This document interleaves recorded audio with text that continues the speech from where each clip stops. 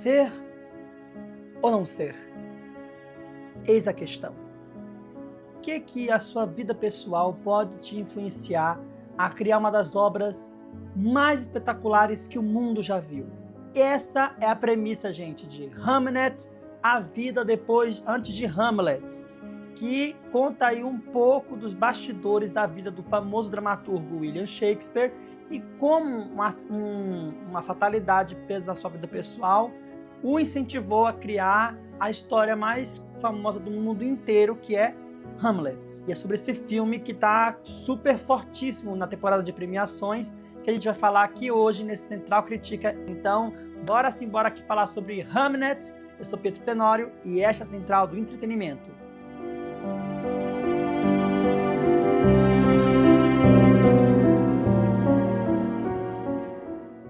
E antes de prosseguir, gente, um tchim-tchim para celebrar a chegada aqui de 2026. Se inscreve no canal, ativa o sininho, baixa o Central Like e bora falar sobre esse filme, que é uma adaptação literária. Sim, gente, esse filme é uma adaptação do livro de mesmo nome, Hamnet, escrito pela Meg O'Farrell, que basicamente decidiu contar assim por uma perspectiva, quem era o Shakespeare antes do sucesso de Hamlet e o que incentivou a criar essa peça?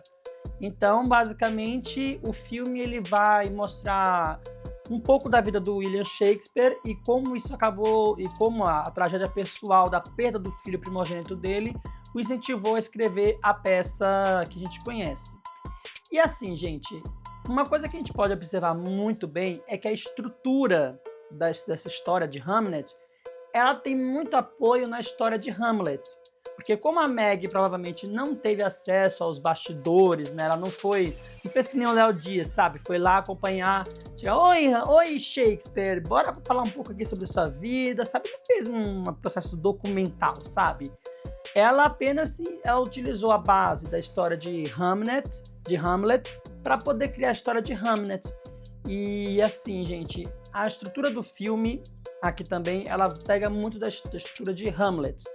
Então a gente vai ver ali a relação que o Shakespeare tem com Hamlet, né, a bravura dele. Então tudo que a gente vai ver aqui na história tem uma correlação com a peça em si. Tanto é que, como eu sou um grandiosíssimo fã de Rei Leão, já foi comprovado que o Rei Leão é o Hamlet para crianças, né, versão Disney. É o quê?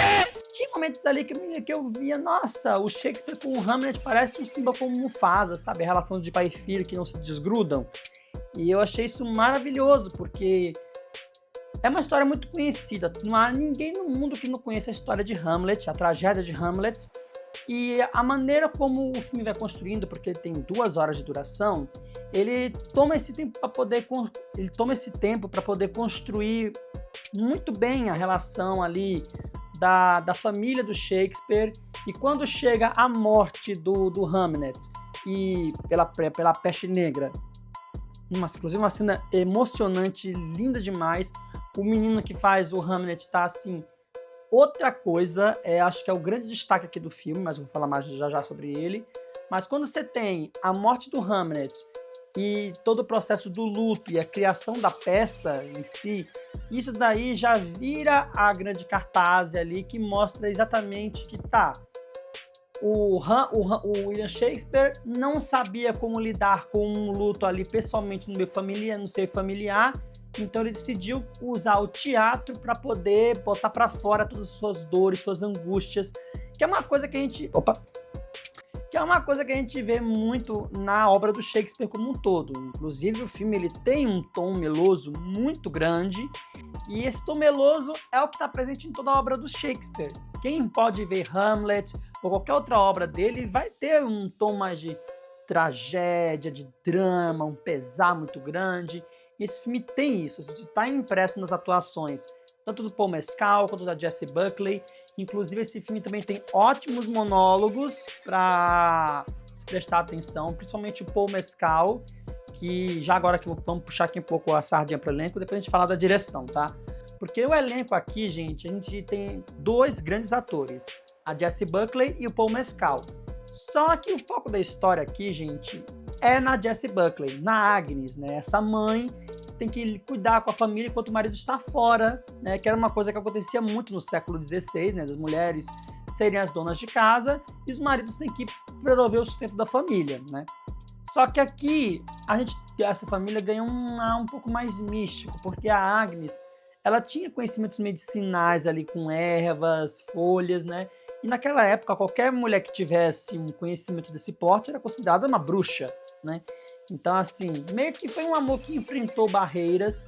E a Jessie Buckley, gente, aqui ela tá num outro patamar, completamente diferente da noiva, que é outro personagem que ela vai fazer aqui em 2026. E, assim, a Jessie Buckley entrega uma personagem que você vê que ela é cheia de camadas, sabe? Você percebe ali o quanto que ela começa na defensiva, aí depois ela se abre, aí depois ela meio que tem a discussão com o Shakespeare, e aí depois ela se fecha de novo depois da morte do filho, e aí quando chega a peça e ela entende sobre o que o marido dela estava querendo contar com a tragédia da perda do filho deles, ela abre o coração de novo, ela entende melhor aquilo. Tanto é que a cena da morte do Hamlet e a cena da peça, da história de Hamlet sendo contada ali nos nossos olhos, assim, os dois momentos mais emocionantes do filme.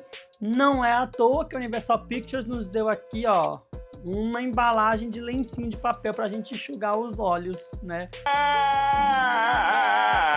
De tanta emoção que esse filme nos trouxe. E realmente é um filme bem emocionante, até porque ele tem a produção de 2 grandes diretores, né? O filme, assim, a gente tem 3 grandes diretores aqui nesse filme, tá, gente? Porque a direção é da Chloe Zhao, né? Que é vencedora do Oscar aí por Nomadland, participou dos Eternos. E a produção é do Sam Mendes e do Steven Spielberg. Então, assim, a gente tem aqui 3 grandes nomes por trás dessa produção. O elenco tem bons nomes aqui, tem a Jessie Buckley, tem o Paul Mescal, tem o Joel lá que participou do Tipo de Gentileza, que agora não me lembro do nome dele. Mas o foco é que esse filme tem uma coisa muito Oscar. E agora que eu falei da Chloe Zhao, vamos puxar aqui um pouco a direção. Porque assim, quem já viu os filmes da Chloe Zhao sabe que ela gosta de utilizar às vezes um filtro um pouco mais, né, meio neutro nas suas filmagens. A gente tem um pouco desse filtro neutro aqui, mas ao mesmo tempo parece que o Spielberg e o Sam Mendes estavam querendo dar uma mãozinha também ali, sabe? Porque o filme muitas vezes ele tem uma fotografia que tem uns tons um pouco mais claros, sabe? Um pouco mais solar. Como se o filme quisesse passar, assim, sabe? Tem o momento da tristeza, mas tem o momento da esperança também, né? No final. E assim, gente, uma coisa que, assim, pode gostar alguns e pode desagradar outros, mas pra mim foi um misto dos dois, que é a questão das escolhas de câmera.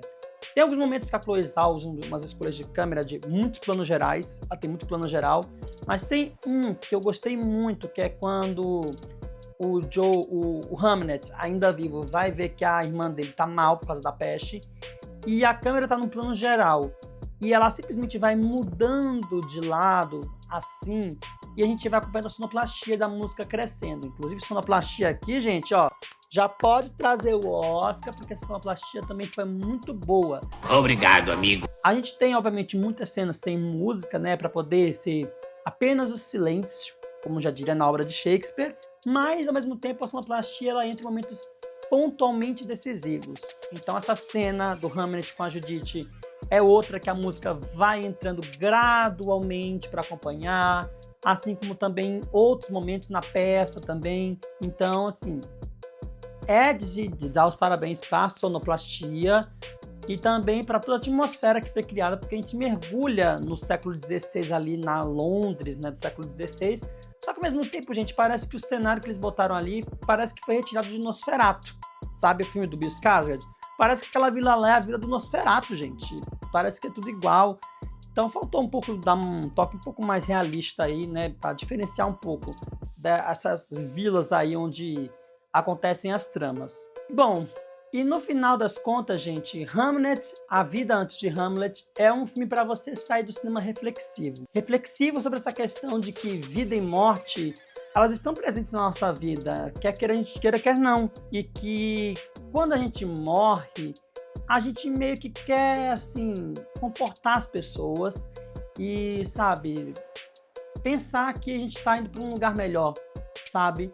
A história do Hamlet dá essa esperança de que se você teve uma vida boa e próspera, você fez atos de bravura, de coragem, que você tem a admiração do povo, você já vai morrer feliz, vai morrer com um ato de heroísmo. E é isso que a história passa no final. Não é à toa que, como eu disse aqui no vídeo, a fotografia tem muitos tons um pouco mais alegres, mais claros, tá? Então, eu acho que vale super a pena você sim dar uma chance. Agora sim, na disputa com Pecadores, Agente Secreto no Oscar, aí já é outra questão, mas eu acredito que no Oscar, se o filme for indicado, ele vai ser indicado. Eu acho que a Jessie Buckley vai ser indicada assim como melhor atriz. Esse filme entra como melhor filme, porque tem o peso do Spielberg e do Sam Mendes, que são dois diretores que a academia adora. E entra em sonoplastia, com certeza, melhor edição de som vai entrar. Agora, de roteiro adaptado, talvez, né? Mas o Paul Mescal entrando como melhor ator, coadjuvante, aí eu já não sei. Mas, né, pode ser que sim. E eu digo pra vocês, viu, ele tá muito melhor aqui do que a História do Som. A História do Som, ele tá totalmente apagado, sem sal nenhum. Aqui ele pelo menos coloca um pouquinho de sal e tem uns bons monólogos, principalmente quando ele vai fazer o monólogo do ser ou não ser, eis a questão. Então, pra mim, isso já ajuda bastante. Realmente. Mas agora eu quero saber de vocês do outro lado da tela. O que foi que vocês acharam de Hamnet, A Vida Antes de Hamlet? Comenta aqui embaixo, marca o central like, compartilha esse vídeo, se inscreve no canal, ativa o sininho e prepare-se, meus amigos, porque 2026 tá só começando,